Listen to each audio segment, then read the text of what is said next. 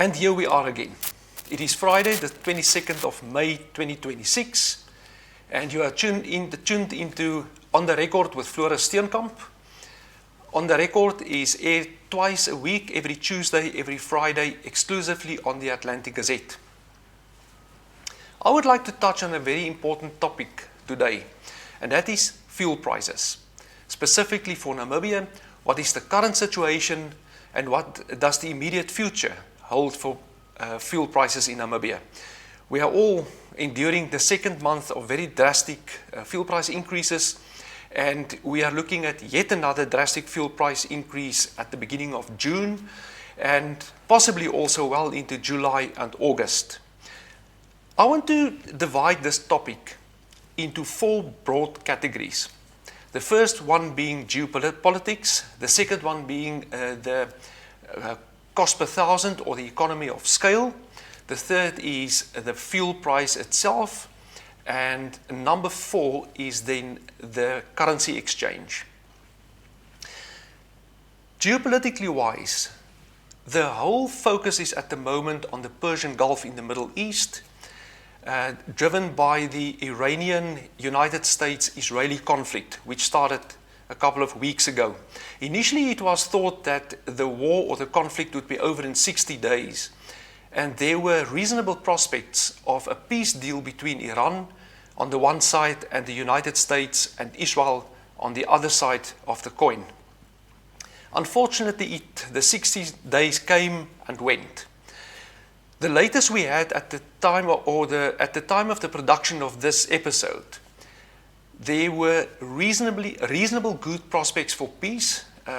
Iran was willing to look at a peace deal or peace proposal made by the United States, and Iran by itself also brought forward a peace settlement or a proposal for a peace settlement. Whether this is acceptable to the United States, we don't know. What we also know is that two super oil tankers already left the Persian Gulf, destined for China, so that these are all positive prospects. But we also saw in recent weeks that it's very unpredictable at best.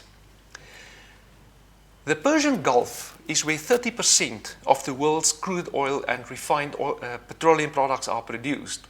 The war, unfortunately, brought everything to a standstill. The Persian Gulf is basically divided from the Gulf of Oman and the Persian and the Arabian Sea through a very narrow passage called the Strait of Hormuz. When the war started, Iran closed the Strait of Hormuz, and basically all fuel exports and crude oil exports stopped. All the ships are basically caged in the Persian Gulf.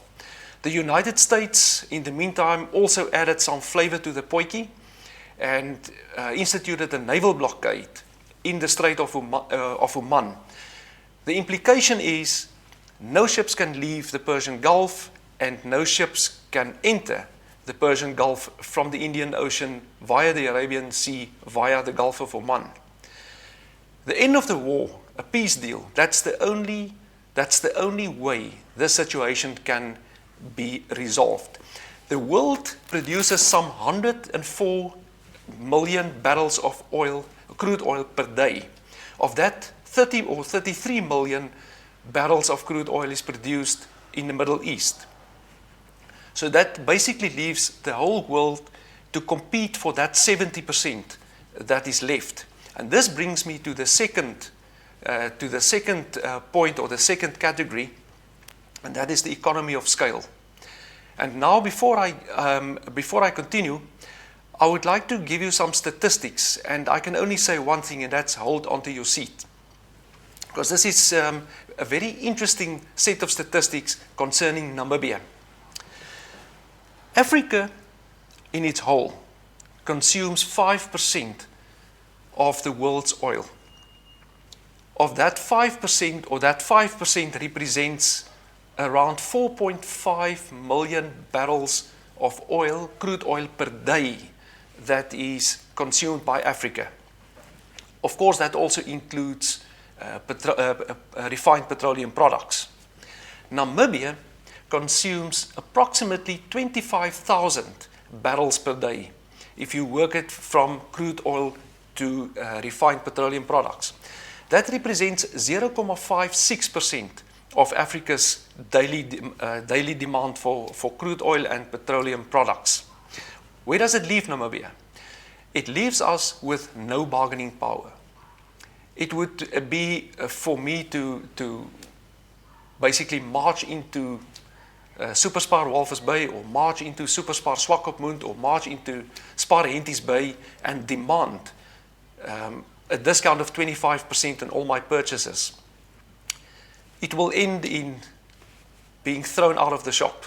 And this is the situation for Namibia. We are buying our oil, our petroleum products on spot markets, and we have to pay the price that is given to us. We've got no bargaining power whatsoever.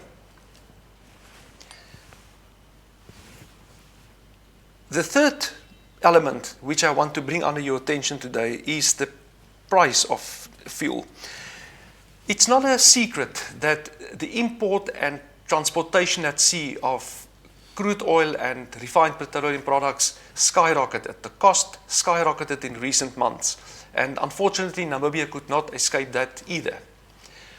Currently we are sitting with an under-recovery situation, which means every liter of fuel you buy at the pump, that price you pay, it actually costs more to import that fuel and bring that fuel to the pump than what we pay.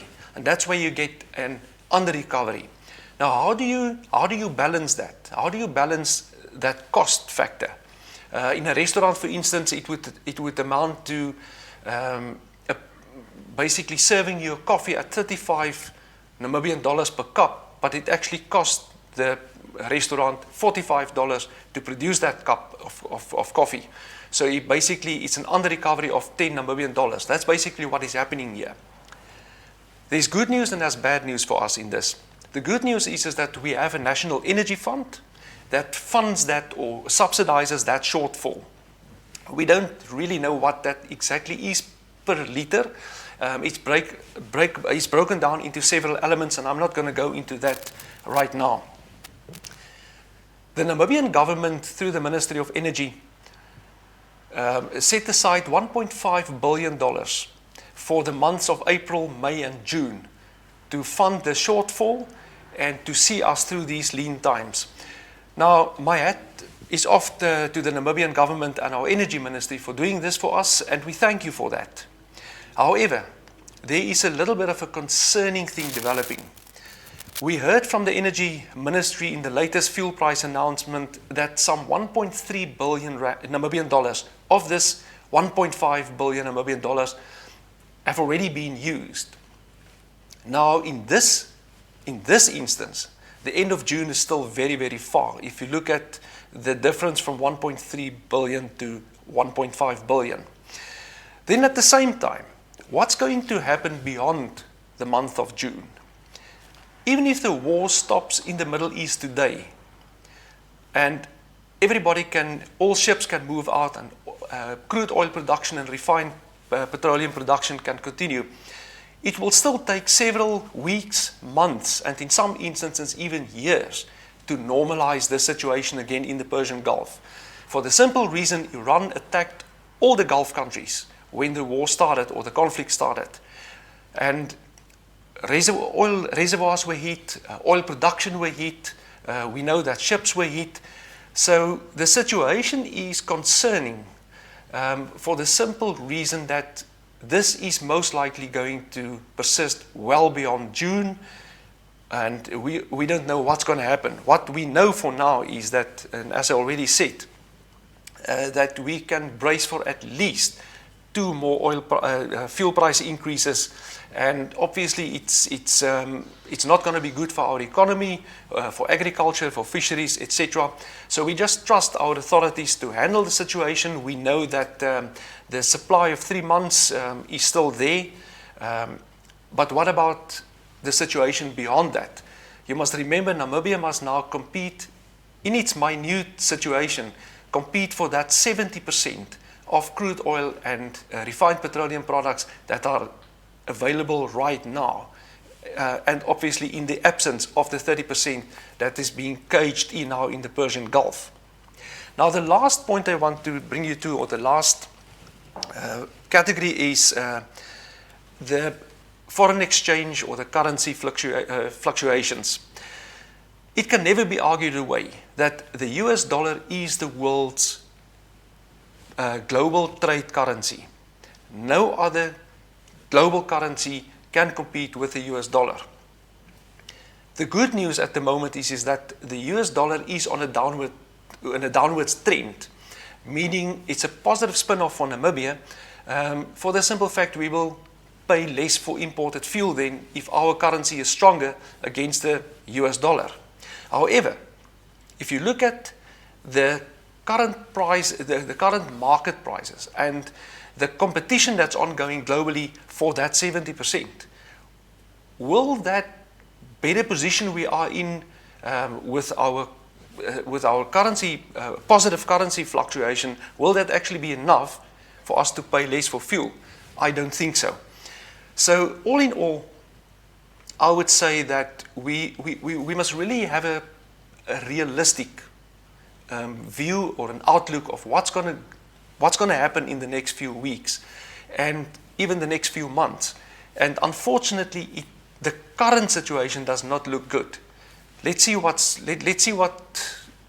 how this develops. Perhaps the war would end in the Middle East. Perhaps a peace deal would be on the table sooner than later. And once again, then we have to survive that 6 weeks and even up to 3 months in a worst case scenario to breach this whole situation. That's all I have for today. And I hope you have got a splendid and a restful weekend. Stay safe and stay awesome.